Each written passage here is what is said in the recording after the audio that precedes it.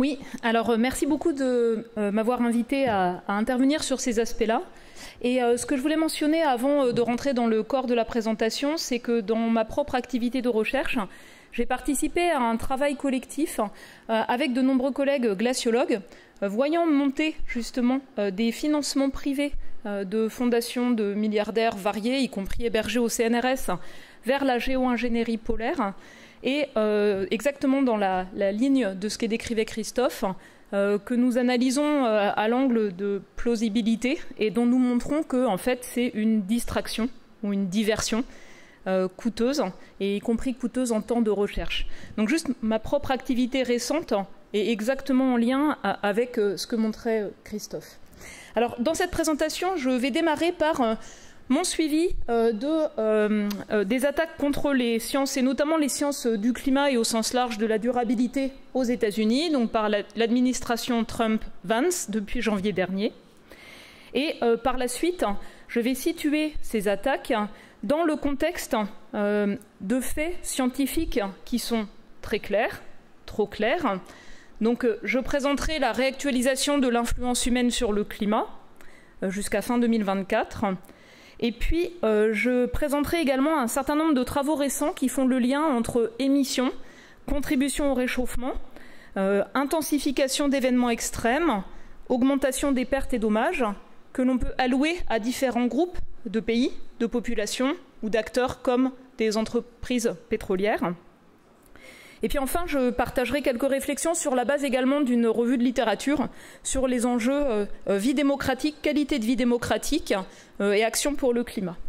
Donc pour moi, ce qui se passe aux États-Unis, c'est une nouvelle phase dans le fait de vouloir mener des politiques favorables aux énergies fossiles, parmi d'autres postures idéologiques actuelles, avec non plus un rideau de fumée laissant se faire une recherche scientifique en sciences du climat au meilleur niveau mondial, et donc simplement la construction de rideaux de fumée de désinformation entre les connaissances scientifiques, les décideurs, les médias, le grand public, et donc qui devient une obstruction tous azimuts.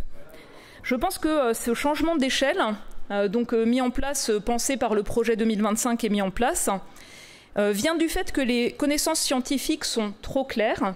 Donc il faut vraiment détruire la capacité à produire ces faits scientifiques. Et d'autre part parce qu'il y a maintenant une capacité à répondre aux besoins humains tout en sortant des énergies fossiles, notamment à travers les gains en termes d'efficacité, le déploiement de technologies propres. Et parmi les premières décisions de la Maison-Blanche depuis l'élection de Trump 2, on voit en fait affirmer une urgence énergétique, et puis une obstruction à la transition énergétique, donc enlever les étiquettes énergie, des politiques favorables à exploiter des énergies fossiles dans tous les contextes, même les parcs nationaux, l'arrêt en fait du plan Biden Inflation Reduction Act favorable aux technologies propres. Pour moi, c'est vraiment les deux moteurs de ce changement d'échelle.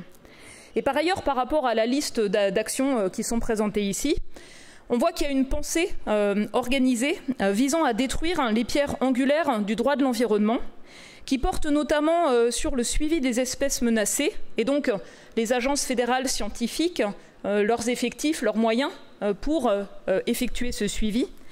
Et puis la deuxième chose qui est en ligne de mire, dans le cadre du Clean Air Act de 1963, c'est la décision de l'Agence de protection de l'environnement qui s'appelle le Endangerment Finding, et qui classe en fait les émissions de 6 gaz à effet de serre comme dangereux pour le bien-être, la santé humaine, avec des enjeux croisés, émissions de gaz à effet de serre, changement climatique, risque climatique, inégalité environnementale, santé humaine. Donc concrètement, comment ça se traduit? Ça se traduit par une intimidation sur les organisations scientifiques, des menaces de coupes budgétaires et leur réalisation, de la censure par mots-clés et des licenciements massifs. Donc ça a démarré par le fait d'enlever du contenu lié au changement climatique sur les pages internet ministérielles, des interdictions de formation intégrant les aspects liés au changement climatique. Et puis le changement d'échelle, c'est démanteler la capacité à produire des connaissances, notamment sur les aspects santé-environnement de l'Agence de protection de l'environnement, l'arrêt de financement de programmes de recherche changement climatique santé, Pour le ministère de la Défense, l'arrêt d'une initiative en sciences sociales qui portait sur les menaces actuelles et futures et qui touchait au changement climatique, la désinformation et l'extrémisme. Donc des licenciements massifs qui ciblent notamment la NSF, l'Agence de protection de l'environnement, l'Agence Océan et Atmosphère, le service public de prévision météorologique. Donc moi, je le décris comme du sabotage au sens où ça a déjà amoindri la capacité de suivi de l'état de l'atmosphère, ce qui dégrade en fait très vite la qualité de la prévision météorologique. Le manque de météorologues conduit à fermer certaines agences qui font l'alerte, la réactualisation de l'alerte météorologique, par exemple la nuit, dans un certain nombre de comtés américains. Donc il y a également des coupes budgétaires et des fusions dans l'USGS, le US Forest and Wildlife Services et la NOAA, sur tout ce qui touche à l'aspect écosystème terrestre et côtier. Et donc en fait ça va affaiblir la capacité du suivi du Endangered Species Act et du Marine Mammal Protection Act. Par ailleurs, donc, il y a l'arrêt de capacité de fournir une évaluation à l'échelle américaine pour le premier rapport portant sur l'état de la nature, et puis la destruction de la capacité qui porte l'évaluation nationale sur le changement climatique, le US Global Change Research Program. Il y a également le démantèlement de la cellule du département d'État, donc les affaires étrangères, l'Office of Global Change, qui notamment appuyait la participation américaine au GIEC, avec la politique de la chaise vide, l'interdiction de déplacement de la coprésidente du groupe 3 du GIEC, qui n'est d'ailleurs plus Chief Scientist à la NASA, et l'arrêt en fait du financement de son équipe d'appui. Alors le changement d'échelle, c'est des coupes budgétaires massives par mots-clés de la NSF, la NOAA, la NASA, qui visent à éliminer les laboratoires de recherche sur l'atmosphère, l'océan, bon, l'Antarctique c'est pareil, et les instituts coopératifs qui en fait sont des instituts qui mettent ensemble des moyens de la recherche fédérale et des moyens d'universités comme Princeton ou le Colorado sur les gros centres de modélisation du climat. Du côté du laboratoire commun Columbia-NASA, le GIS à New York, en fait c'est arrêt du paiement du bail par la NASA et donc en fait télétravail obligatoire. Voilà. Donc on voit des méthodes en fait de harcèlement de tout point de vue. Il y a également la décimation des centres d'adaptation au changement climatique, de sciences de l'adaptation au changement climatique, donc plutôt régionaux, de l'information sur l'énergie et puis des centres autour des sciences de l'eau. Un arrêt du suivi du coût des catastrophes climatiques et une volonté de démanteler l'agence de réponse rapide en cas de catastrophe. Et puis les cibles en cours, c'est tout ce qui porte sur même le reporting, le suivi des émissions de gaz à effet de serre, y compris d'acteurs privés. Les centres de modélisation, j'en ai dit un mot, puis tous les aspects liés aux injustices environnementales. Alors cette présentation serait impossible aux États-Unis, je pense, si j'étais agent fédéral américain, notamment du fait des mots interdits par l'administration Trump-Vance, et j'ai mis le lien vers l'organisation d'auteurs américains qui défend la liberté d'expression et qui font un recensement systématique. Donc par exemple, atténuation, gaz à effet de serre, changement climatique, sciences du climat, risque climatique, résilience. Justice environnementale, tout ce qui touche au gaz à effet de serre, tout ce qui touche à la pollution, pollution de l'air, pollution de l'eau, tout ce qui touche aux vulnérabilités, tout ce qui est evidence-based et science-based est explicitement interdit.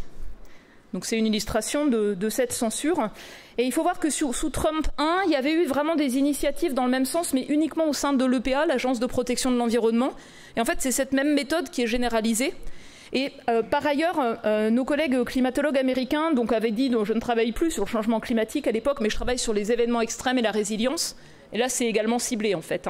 Donc on voit que les leçons ont été tirées de ce qui n'a pas été une réussite sous Trump 1 avec un changement d'échelle. Alors je vais entrer dans les points, pour moi, qui relèvent de ce constat scientifique très clair, trop clair, et donc qu'on veut détruire. Et donc je partage avec vous un travail qu'on fait tous les ans depuis le rapport du GIEC de 2021, qui est de réactualiser les indicateurs clés de l'état du système climatique et de l'influence humaine. Donc on refait le point sur les émissions de gaz à effet de serre, des émissions qui continuent à augmenter au niveau mondial, qui baissent dans 24 pays, pour lesquels on sait quelles sont les politiques publiques qui fonctionnent, et donc des émissions qui augmentent au niveau mondial moins vite sur la dernière décennie que précédemment. Alors par rapport peut-être à l'état de ces émissions, la chose intéressante à suivre, c'est que les émissions de la Chine n'ont pas augmenté depuis à peu près un an, avec notamment l'électrification des mobilités et le déploiement de production d'électricité renouvelable qui suit la demande en fait et qui permet de cesser d'avoir besoin de plus de capacités fossiles, voire abattre de la demande en pétrole et en charbon. Ce que vous voyez également, c'est ce qui a fonctionné, par exemple sur les gaz à effet de serre fluorés, l'effet du protocole de Montréal, avec la baisse des composés correspondants, ou bien le contrôle de la pollution par rapport aux émissions de soufre, en bas, donc qui est rangé dans facteurs à courte durée de vie. Donc les émissions de composés soufrés ont un effet net refroidissant sur le climat, direct ou par la formation de nuages. Et donc il y a eu une baisse régulière. Plus récemment, il y a eu également l'effet sur le carburant maritime, mais qui est une pitchounette par rapport au reste. Et donc, on voit qu'on a l'effet réchauffant des gaz à effet de serre émis qui continue à augmenter. Et puis, on dévoile une partie de cet effet en réduisant les émissions de composés soufrés et une perte de l'effet parasol correspondant. Donc, au milieu, vous avez le suivi des concentrations en gaz à effet de serre, et certains collègues américains qui avaient initialement contribué à ce travail n'ont pas eu l'autorisation d'être co-auteurs. Le laboratoire, par exemple, de Mauna Loa, de référence, est menacé ne serait-ce que par la volonté de l'administration américaine de ne plus payer le bail du laboratoire qui fait ce suivi depuis 1957. Donc les concentrations en gaz à effet de serre continuent à augmenter, surtout les principaux gaz à effet de serre dits bien mélangés.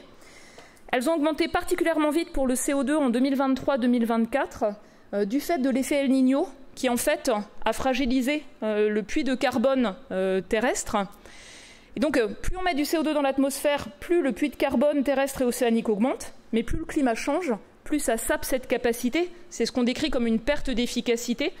Et le Global Carbon Project estime que l'effet climat a sapé à peu près 27% de l'augmentation du puits de carbone terrestre, ce qui est important et qui a été important, notamment en 2023-2024. Donc au final, l'influence humaine sur le climat, on le mesure en forçage radiatif, et vous voyez donc qu'elle augmente. Elle augmente avec moins l'effet refroidissant des particules de pollution, plus l'effet réchauffant des gaz à effet de serre, pour atteindre à peu près 3 watts par mètre carré, avec un rythme de hausse sur la dernière décennie, avec ces deux effets encore plus forts que la décennie précédente. Donc si on regarde comment le système climatique y réagit, donc le bilan d'énergie de la Terre, on regarde en fait ce qui rentre et puis ce qui sort en fait, et on voit que ce déséquilibre a augmenté. Il a augmenté depuis les précédents, le dernier rapport du GIEC. Et si on regarde période d'une trentaine d'années successives, pour atteindre maintenant 1 watt par mètre carré. Donc une conséquence de cela, indirecte, un indicateur, c'est le réchauffement. Sur la dernière décennie, le réchauffement observé en moyenne planétaire, c'est 1,24 degrés, puisqu'on a le colloque Océan à Nice. Je précise que celui de l'océan atteint 1 degré, et au-dessus des continents, c'est de l'ordre de 1,8 degrés. Au niveau planétaire, la partie attribuable aux activités humaines pour 1,24 observé, c'est 1,22 degrés. Le rythme est de l'ordre de 0,27 degrés de plus par décennie, donc un rythme rapide. Et si on extrapole l'estimation du réchauffement, pas pour une année donnée, mais la partie attribuable à l'influence humaine au sens climat, on est maintenant dans un monde 1,36 degrés plus chaud du fait de l'influence humaine. Et à cela se superpose la modulation par la variabilité naturelle. Et donc, dans un monde 1,36 degrés plus chaud du fait de l'influence humaine, atteindre plus d'1,5 degré comme en 2024 pour la première fois, c'est une chance sur 6. Et quand on a en plus un événement El Niño et une variabilité chaude du côté de l'océan Atlantique Nord, c'est une chance sur 2. Donc on est sur une année banale, quasiment, dans un monde 1,36 degrés plus chaud, avec, pour une année, 2 années, 2023, la variabilité naturelle qui fait entrer dans une plage encore plus chaude en jouant dans le même sens que la tendance au réchauffement. Et puis, dernière conséquence directe de ce déséquilibre du bilan d'énergie de la Terre qui continue à augmenter, c'est la montée du niveau de la mer. On l'a réactualisé, donc c'est quasiment 23 cm depuis 1900. Le rythme sur les derniers 10 ans, c'est plus de 4 mm par an. Il y a une accélération. Donc accélération parce que l'accumulation de chaleur dans l'océan augmente, parce que le forçage augmente, la réponse du climat augmente, et également parce qu'il y a eu la contribution croissante Groenland et Antarctique depuis les années 90. Et rien que sur depuis la dernière évaluation du rapport du GIEC de 2021, on est même à 26 mm entre 2019 et 2024, donc un rythme particulièrement élevé. Donc un constat qui est très clair, qui n'a fait que s'affiner au cours du temps, les méthodes d'attribution, elles sont nées en fait plus tardivement que ce que décrivait Christophe. C'est Klaus Hasselmann, prix Nobel de physique en 2021, qui avait construit ces méthodes, je dirais au milieu des années 90. Et donc ce constat qui permet de discerner en quoi les émissions de gaz à effet de serre, dont on savait depuis longtemps que c'était dû aux activités humaines, entraînent des changements discernables. C'est un point important, cette étape d'attribution. Donc elle a plutôt émergé au milieu des années 90 et elle n'a fait que s'affiner pour un constat qui est vraiment très clair maintenant.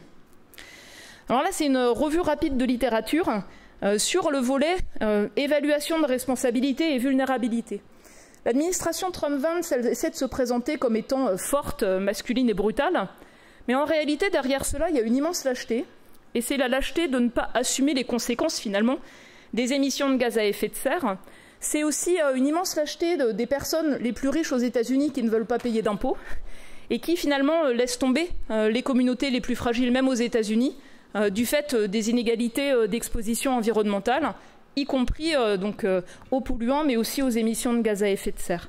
Donc c'est pour ça que je disais déni de responsabilité, déni de vulnérabilité, c'est pour moi une immense lâcheté. Alors on peut par exemple attribuer à un pays donné ses contributions au réchauffement historique. Donc c'est fait dans un article publié dans Nature Climate Change en 2021, qui a été attentivement scruté par les juges de la Cour internationale de justice, saisis par l'Assemblée générale de l'ONU, et notamment à la demande au départ d'étudiants du Vanuatu, vis-à-vis des obligations des États par rapport au changement climatique, leur devoir de protection du système climatique par rapport aux émissions de gaz à effet de serre, les conséquences sur les générations présentes et futures, les conséquences juridiques pour les dommages pour les États les plus vulnérables et les populations, les individus présents et futurs. Donc si on regarde la responsabilité historique par la trajectoire d'émissions de gaz à effet de serre au cours du temps, sur la période depuis 1851, donc les États-Unis, premier responsable du réchauffement à ce jour, la Chine, au deuxième rang, passée devant l'Union européenne à 27, 12 et 10%, puis après on a les grands pays dont les activités contribuent à émettre des gaz à effet de serre, mais souvent en quantité beaucoup moindre par habitant que celle des États-Unis. Quelques analyses récentes suggèrent que l'effort majeur de décarbonation en Chine pourrait faire que la Chine ne rattrape jamais, en fait, le niveau de responsabilité des États-Unis par rapport au réchauffement planétaire. Alors, on peut regarder de différentes manières les responsabilités par pays au cours du temps, avant qu'on ne sache, maintenant qu'on sait, selon le moment où on définit qu'on sait. Est-ce que c'est 1990 ? Est-ce que c'est l'accord de Paris 2015 ? Et en fait, devant les auditions de la Cour internationale de justice, on voit bien en fait toutes les tensions géopolitiques, toutes les difficultés. Donc les pays en développement ou émergents, considérant que l'accord de Paris finalement remet à zéro tout en 2015 et évacue la question de la responsabilité historique. Les pays qui se sont industrialisés plus tôt étant très confortables avec l'accord de Paris, et les pays exportateurs d'énergie fossile très confortables, puisque finalement il n'y a pas de cadre juridique par rapport aux conséquences de l'exportation d'énergie fossile consommée dans d'autres régions du monde par rapport aux pays qui les exportent. Donc ça, c'est les points de tension majeurs. Et puis ce qu'on peut aussi regarder, c'est le milliard de personnes qui vivent dans l'ensemble des pays les moins développés, donc 6% de contribution au réchauffement historique. Et puis bien sûr le croiser avec un indice de vulnérabilité au changement climatique rapporté par pays. C'est très contesté d'avoir un seul indicateur par pays, c'est réducteur, mais ne serait-ce qu'à ce niveau-là de subtilité, on voit bien sûr les inégales responsabilités et les inégales vulnérabilités. On peut également aller plus loin et regarder non pas par pays, mais par catégorie de revenus à l'intérieur de chaque pays et au niveau mondial. Donc ça, c'est une étude publiée cette année qui, en fait, évalue la contribution au réchauffement à la fois par la consommation personnelle et par les investissements, par catégorie de revenus, et notamment dans le monde, le top 10%, ceux qui ont les revenus les 10% les plus élevés, au-dessus de 43 000 euros par an, le top 1% et puis le top 0,1% par pays dans le monde. Alors les choses pour moi qui sont frappantes, c'est que si on regarde depuis 1990, 2/3 du réchauffement est attribuable au top 10%, 1/5 au top 1% des émetteurs. Ce qu'on peut également voir, c'est qu'en faisant des simulations contrefactuelles, on enlève un groupe de population et puis on regarde le réchauffement qui en résulte, où on fait l'hypothèse que tout le monde a le même train d'émissions de gaz à effet de serre que les 10% les plus riches, dans ce cas-là, on aurait déjà eu 3 degrés de réchauffement planétaire au lieu de 0,6 degrés depuis 1990. On peut aussi montrer, en fait, aller plus loin et donc montrer en quoi différentes catégories de population ne contribuent pas simplement au réchauffement, mais on peut le comparer à la moyenne mondiale. Donc 6,5 fois plus pour le top 10% que la moyenne planétaire par personne. On peut aussi relier le poids de chaque groupe de population sur le réchauffement à l'intensification des événements extrêmes qui en résultent directement et à l'intensification d'événements extrêmes spécifiques à une région du monde. Par exemple, l'augmentation des sécheresses en Amazonie, l'augmentation des vagues de chaleur en Afrique du Sud, ou bien au sud-est de l'Asie, ou bien en Asie centrale. Et donc ce qu'on peut montrer, par exemple, c'est que les émissions du top 10% des personnes les plus aisées en Chine ou aux États-Unis, en fait, ont une responsabilité 2 à 3 fois plus grande que la moyenne de la population mondiale sur l'augmentation des vagues de chaleur dans des régions particulièrement vulnérables. Ça dérange, bien sûr, ce type de constat.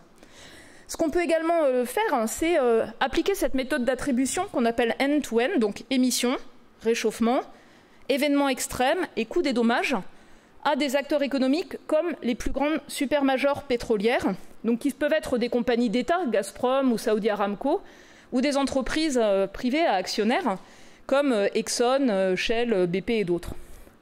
Et donc c'est intéressant parce que cet article il est vraiment pensé pour les recours juridiques par rapport à la responsabilité de ces entreprises, donc sur tous les scopes de leur activité, par rapport au coût des dommages. C'est un cadre qui est transparent, reproductible, flexible. La période considérée dépend de ce qu'on considère comme référence. Est-ce que c'est depuis que Exxon sait? Dans ce cas-là, on peut remonter aux années 70. Est-ce que c'est depuis qu'il y a un consensus scientifique, depuis les années 80, ou la Convention ONU, depuis les années 90? Et donc, un des résultats de cette analyse, vous le voyez dans la figure du milieu, c'est d'évaluer le coût des dommages uniquement liés à l'aggravation des extrêmes chauds, uniquement dans certaines régions du monde, avec une fonction qui relie ces événements extrêmes et les pertes économiques qui en résultent.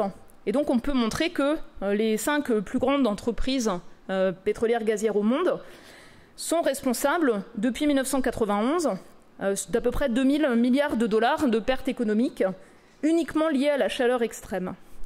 Et quand on réfléchit au rôle des entreprises, créer de la valeur, ça amène à une vraie réflexion d'ensemble. Ça pose vraiment la question de la responsabilité par rapport aux pertes et dommages, que ce soit celle des entreprises ou celle des actionnaires, bien sûr, qui font profit de cette commercialisation. Donc ce sont évidemment des constats scientifiques qui dérangent, et puis qui interrogent aussi quand on ramène les conséquences du changement climatique, des émissions à venir, des niveaux de réchauffement à venir, par exemple à des cohortes de personnes nées à des âges différents, avec l'émergence d'une exposition sans précédent aux extrêmes climatiques des jeunes générations. Donc la méthode, elle est présentée sur la figure, le premier encadré. Donc on prend des cohortes, par exemple, nées en 1960, on regarde à quelle fréquence d'événements extrêmes ces personnes ont été exposées au long de leur vie, en Belgique, là. On définit un seuil, 5 événements extrêmes sur sa vie, comme le seuil précédent d'exposition.